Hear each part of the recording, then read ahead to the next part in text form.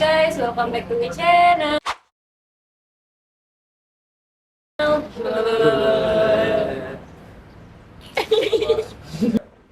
Hai guys, hari ini kita kedatangan bintang tamu. Dia adalah seorang tokoh masyarakat yang mungkin kalian udah kenal nih. Siapa sih dia? Nah, tokoh masyarakat kali ini sering banget loh keterlibatan aktif dalam kegiatan sosial dan budaya. Nah, kalian kepo nggak sih sama Oyanga? Langsung saja kita panggilin Oyanga. Tada! Nah, sekarang kita kedatangan Putra Sasirangan nih, tahun 2022. Boleh dong kita perkenalan langsung sama orangnya? Boleh dong, Kak? Halo, perkenalkan, nama saya Muhammad Arsyad Saputra. Alhamdulillah saya menjadi Putra Sasirangan pada tahun 2022, Iya. yang mana saya mendapatkan tugas menjadi juara 3. Terima kasih. Wah, keren banget. Buat dapetin juara 3 susah loh, guys. Kita juga pasti banyak melalui tes-tesnya loh. Keren. Jadi di sini kan kita ingin membahas tentang tren perubahan sosial dan budaya. Tapi sebelum itu, boleh nggak kita tanya dulu kegiatannya sekarang apa? Boleh. Kalau untuk kegiatan sekarang, alhamdulillah lagi menyiapkan project untuk pelestarian budaya dan ya promosi budaya di kalangan anak-anak sekolah lah. Yaitu projectnya mungkin berupa film nanti. Wah, keren juga ya. Kalau untuk kegiatan sehari-hari apa nih? Kalau untuk kegiatan sehari-hari, selain menyiapkan proyek tadi, yang pastinya bekerja, Ya. jadi salah satu karyawan di XL, dan Wah. sekarang hanya itu saja yang masih saya kerjakan. Aduh, keren juga ya. Mantap. Oke, sekarang kita mau masuk di sesi pertanyaan nih, tapi kita sambil ngobrol-ngobrol santai aja. Oke, jadi aku ada pertanyaan nih buat Arsad. Menurut Arsad, perubahan yang paling menonjol nih di generasi kita saat ini apa ya? Terus teknologi seperti internet dan media sosial, apakah mempengaruhi interaksi sosial dan budaya masyarakat kita saat ini? Gimana nih? Menurut saya sih perubahan yang paling signifikan itu yang pastinya di perubahan cara kita berkomunikasi dan berinteraksi satu sama lain. Nah, contohnya kalau zaman-zaman dulu kita berinteraksi harus dengan tatap muka atau bertemu. Tapi sekarang kita hanya perlu dengan menggunakan handphone. Iya. Yang mana interaksi jarak jauh itu sekarang sangat banyak lah digunakan oleh masyarakat. Yang mana kita untuk melihat muka orang pun bisa memakai video call gitu, nggak perlu Lewat tatap handphone, muka ya? lagi ya. Sekarang mungkin perubahan yang paling besar di sosial budaya yang sekarang adalah yang pasti alat teknologi Iya, dan perubahan teknologi. interaksi tadi lah. Semakin canggih. Ya, semakin canggih. Apalagi anak-anak sekarang kan males kalau misalkan gak pegang HP sebentar aja. Wah. Ya, udah 24 jam pasti pegang HP. Makan aja pakai handphone. WC aja pakai handphone. Iya. Kita juga. Ya. Nah, Oke. oke. Boleh nih pertanyaan selanjutnya nih dari kakak siapa nih? Dari saya. Oke. Saya ada pertanyaan. Aku mau nanya nih, hal apa yang mendorong perubahan budaya di masa sekarang dan itu apakah sangat berpengaruh untuk kehidupan sekarang? Untuk berpengaruh yang pastinya iya, sama seperti pertanyaan nomor 1 tadi, yang mana hal yang mendorong itu lebih tepatnya di teknologi dan di media sosial yang sekarang, yang mana kita contohnya untuk mendapatkan informasi pun tidak perlu untuk langsung tatap muka, bisa lewat HP, bisa lewat laptop atau segala macam, yang mana generasi sekarang itu sangat banyak praktis lah untuk mendapatkan seluruh informasi. Nah, begitupun juga halnya kayak ya tadi mendapatkan informasi dari teman pun tidak perlu kita mendatangi rumahnya, tapi bisa lewat teknologi sekarang. Berarti sangat berpengaruh ya? Sangat berpengaruh. Oke. Apalagi Kita kan lagi. dulu kan zaman dulu kan ya Lewat surat, Surat, ya kantor kantor pos. pos. Sekarang kan enggak. kalaupun telepon ada tapi ya kayak SMS biasa ya. Iya, betul. Ya. Tapi kalau sekarang udah canggih, udah ada aplikasi banyak ya guys. Nah, Iya, guys. jadi ya perubahannya itu sangat Besar. signifikan, sangat besar. Jadi ya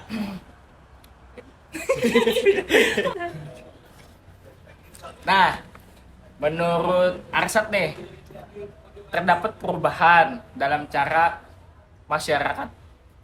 Kamu nih pandai apa keren gitu? Lain ampun aku nih. Lain ampun aku ini. Nomor berapa? Ini sudah. Yang pun nota tadi. Nah, Sat. Apa pengaruh media sosial terhadap norma dan nilai budaya? Dan seberapa besar pengaruh media sosial dalam membentuk opini publik? Oke. Seberapa besar pengaruh yang pastinya mungkin untuk media sosial, mungkin titik bebannya itu pada saat kita menyampaikan informasi. Nah, yang mana informasi tersebut harus aktual dan fakta lah, tidak ada unsur sara dan hoax dan lain-lain. Yang mana ini titik beratnya kalau untuk untuk membentuk opini publik itu jatuhnya ke konten kreator atau yang menyampaikan informasi tersebut lah. Titik bebannya untuk memberikan ya edukasi yang baik lah terhadap masyarakat. Karena apabila tidak adanya edukasi yang baik, bagaimana masyarakat pun opini-opini publik ya pasti tidak baik juga. Iya. Tuh, Apalagi kan sekarang kan juga banyak ini juga ya, hoax, Kayak hoax. hoax merajalela. Ya, Apalagi ya kita netizen Indonesia ya. udah Wah, tahu kan. Mudah percaya, mudah dikomporin Iya. juga itu. mudah Sedikit aja ada Ada masalah. kabar sedikit Iya. langsung. Wah, komennya membludak. Ya, Oh, banyak kalau yang hoax kan. Pasti Itu benar-benar. bahaya, itu bahaya. Jangan ditiru ya guys. Ya. Ya. Jadi ya, pokoknya ya kita harus memberikan informasi yang aktual dan terkemuka lah daripada kita memberikan informasi menurut opini pribadi namun mengundang unsur sara dan lain-lain. ya. Dan juga kita harus ini juga sih menyaring. Ya, menyaring, memfilter. Iya. Iya, dari diri kita sendiri. Jadi jangan percaya hoax ya guys. Ya. Ya. Tidak baik. Jadi gitu. Nah, sekarang dia ada pertanyaan lagi. Oke, gantian nih. Kan dari tadi kita udah nanyain. Sekarang kita mau kasih pertanyaan ini. Salah. Sekarang kita mau gantian lagi nih yang nanyain. Coba dong, Kakak Coba Madan. dong, Abang Madan nih yang membuat pertanyaan nih. Menurut Pian, Jangan kan dekat. kita kan sesama generasi muda juga loh. Ya, Kan benar. budaya Banjar kan banyak. Saat Ya. kita tahu kan budaya Banjar. Ini kayak apa menurut Pian aja nah, budaya Banjar kita nih masih kawat dipertahankan kah atau ada perubahan lah? Oke, kalau untuk pertahankan yang pastinya bisa. Namun kalau untuk berubah itu tidak bisa karena budaya Banjar merupakan salah satu kesatuan yang sudah diturunkan oleh nenek moyang secara turun-temurun. Yang mana tugas kita sebagai generasi muda dan sebagai penyampai informasi yang baik lebih tepatnya yaitu tadi mengedukasi yang pastinya dan membuat konten-konten mungkin untuk mempromosikan lah budaya-budaya. Nah, secara tidak langsung itu kita dapat mempertahankan yang namanya budaya-budaya Banjar dalam generasi-generasi muda yang sekarang. Itu kan dari generasi kita loh. Ya. Kalau dari pemerintah pun ada lah pandangan Pian kayak mana Iya, pemerintah pandangan dari- mengolah itu. Mungkin pandangan saya lebih tepatnya bukan pandangan sih, tapi mungkin saran kepada Iya. pemerintah yang mana menggelorakan edukasi itu lebih ke arah anak-anak sekolah. Karena penanaman nilai budaya, literasi budaya itu perlu ditanamkan sejak dini.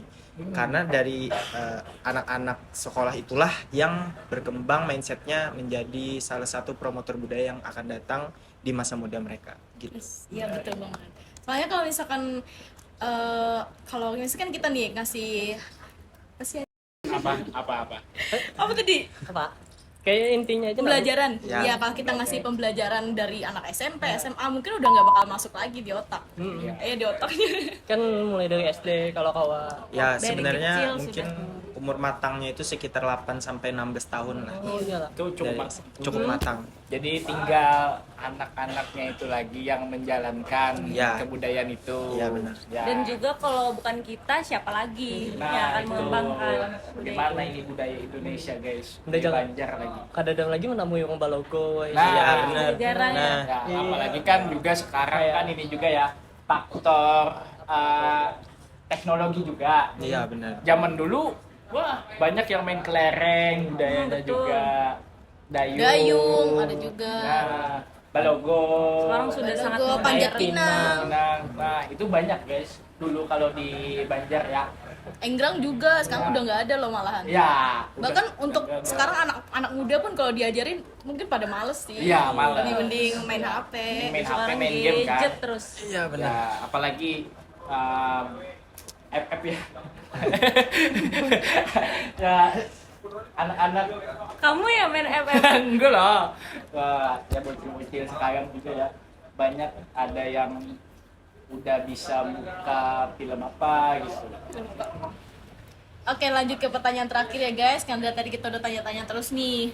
menurut Arsat sendiri nih terdapat perubahan lah dalam cara masyarakat merayakan tradisi dan ritual budaya. Nah, adalah keinginan sebagai putra Sasirangan untuk mewujudkan pelestarian budaya di era modern saat ini.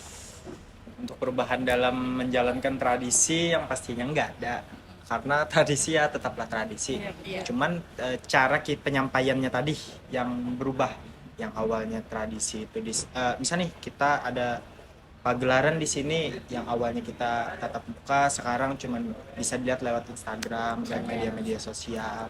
Untuk harapan sebagai putra Sasirangan mungkin seluruh aspek-aspek organisasi yang terkait dalam pelestarian budaya, pariwisata ataupun edukasi untuk masyarakat itu menjadi salah satu punya program kerja yang dapat membuat lingkaran persaudaraan lah antar organisasi, yang mana tetap kan tujuannya untuk mengedukasi masyarakat di kalangan generasi muda. Nah, untuk itu mungkin ya gencar juga lah untuk membuat konten-konten dan program-program kerja yang mungkin lebih tepatnya untuk masyarakat di kalangan sekolah-sekolah, karena untuk kalangan sekolah itu sangat matang untuk ditambahkan edukasi, dan setelah dia mendapatkan edukasi selesai sekolah baru dia bisa berkarya gitu. Jadi lebih tepatnya pas saat sekolah dia belajar, saat dia masuk mungkin ke jenjang yang lebih lagi baru dia berkarya. Oh, Lebih tepatnya begitulah. nah ini ya melenceng dari pertanyaan ya. Kan Arsat kan ini kan Nananggalo. Nah, Putra Sasirangan. putra Sasirangan nih. Ulang. Dikat Nananggalonya lah. Iya. Nah, tadi ulang dari mana? Titip, titip. Orang udah apa ditit? Ulang gitu dari Ulang mana? aja ulang. Nah, ini kan melenceng dari pertanyaan ya. Nah, kan Arsat kan ini Putra Sasirangan. Iya. Nah, itu apa aja sih kegiatannya yang kegiatan. dilakukan di luar gitu? Khusus organisasi saya nih ya. Iya. Untuk organisasi Putra Sasirangan ini sebenarnya organisasi budaya yang bergerak di bidang kain sasirangan. Tapi untuk program kerja yang sudah kami jalankan namanya itu Bermasa, bersama membuat sasirangan, yang mana kalangan anak muda di SMP dan SMA sudah kami edukasi bagaimana sejarah sasirangan, cara membuat dan cara memasarkannya lah yang itu. Kedua itu ada namanya live selling. Itu kami merangkul para UMKM yang ada di Kampung Sasirangan untuk menjualkan dan memperkenalkan lebih banyak lah kepada masyarakat melalui sosial media. Yang mana itu sangat efektif. Ternyata kemarin pas dijalankan ya banyak lah masyarakat yang ternyata ada ini Tahu. kayak live TikTok Ya. yang menjual barang. Oh, jadi Sebenarnya dijual lewat juga. ya enggak, sebenarnya live IG Oh, lebih dulu live TikTok belum ada. Iya, Iya, Pada iya. tahun 2020 mungkin ada, cuman tidak ada yang jual-jual barang. Oh, iya. Jadi lebih ke Instagram. Tapi kan untuk sekarang kan ya zaman ya teknologi juga. Pasti kan juga batik-batik sekarang kan Sasirangan di Banjar kan udah dijual online gitu Ya, ya. benar-benar. Shopee. Ya, Ya. Di mana-mana ada. Dengar-dengar Arsat juga bikin Sasirangan atau Iya. Saya di rumah juga UMKM Sasirangan. Oh, bikin juga. Benar. Wah, bisa guys. Bisa nih guys yang mau nih, Kalau boleh kalian nanti. yang mau Sasirangan ya, Sasirangan khas Banjar. nanti bisa kita Boleh. cantumkan di bawah sini. Mana? Oke. Nah, jadi ini apa lagi? Sudah kah? Ini berarti sudah jelas. Ya. Baik, jadi kan dari tadi kita sudah Sesi tanya tanya jawab jawab. ya. Mungkin terakhir nih buat para penonton ada pesan dari Arsyad. Apa kira-kira? Ya, boleh. Pesan saya ya mungkin untuk orang tua karena pesatnya teknologi zaman sekarang dan cepatnya menyebar informasi zaman sekarang, mungkin dari segi media sosial ya filterlah anak-anak kalian untuk menonton hal yang lebih mengedukasi, yang mana mungkin dari budaya Banjar, pariwisata Banjar dan lain-lain itu mungkin lebih baiklah dipertontonkan kepada anak. Apalagi misal ya mengajak ke pariwisata yang Banjar yang ada di Banjarmasin itu sangat efektif, karena anak butuh hiburan dan anak butuh orang tua terjun langsung dalam hal edukasi itu tadi. Kalau ya begitulah. Nah, gitu guys. Oke, jadi itu tadi pesan dari Kak Arsyad ya guys. Ya, mungkin sekian podcast dari kami dan juga Arsat ya. Tentang tren perubahan sosial dan budaya. Ya. Terima kasih juga buat Ya, Kak Arsyad belum yang terima kasih juga telah diundang. terima kasih banyak telah memberikan edukasi-edukasi seputar tentang tren perubahan sosial dan budaya. Oke, ada lagi? Jadi tonton yang bermanfaat. Terima kasih. Dadah, terima kasih. Yeay.